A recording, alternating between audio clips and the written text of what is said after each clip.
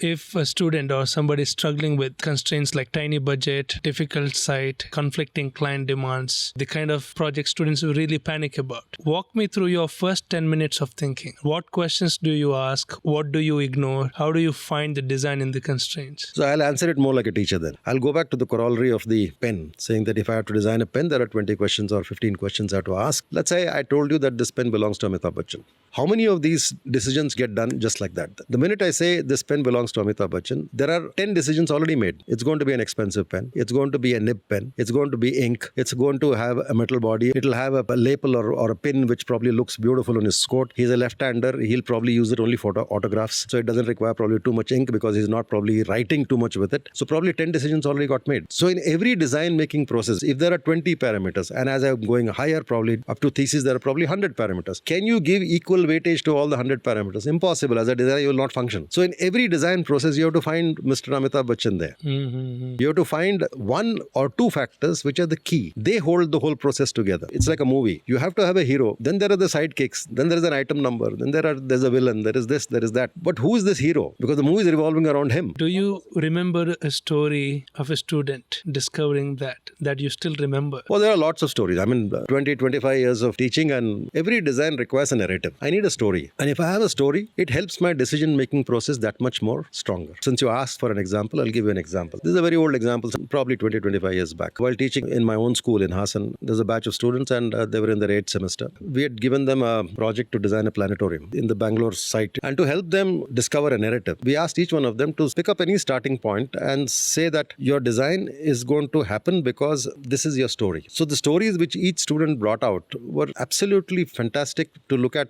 in terms of as a thought process. For example, one student came up with this idea that because it's a planetarium and because it's all that, he says, this is the site. I imagined that a meteor came and struck the site here. And because the meteor came and struck the site, there's a disruption in the site. The land got deformed, cracks appeared, a crater happened, and this and that. Because of the narrative starting with this idea of an impact, his entire design progressed from there, carrying that story right up to the end. So there was no form in that building which was perfect rectangle or a perfect circle. Everything was broken. There were no normal openings. Light came in through cracks in the ceiling. And he made drawings which had that entire energy of a disruption. Everything was imagined fresh because the story demanded it. How do I draw destruction? And then in that destruction find some magic. So the process is still an artist's process. But what you do has a social responsibility. What you do is still to be occupied by people. It can't be your whim saying that I am responding to this as an artist and that's where my responsibility stops.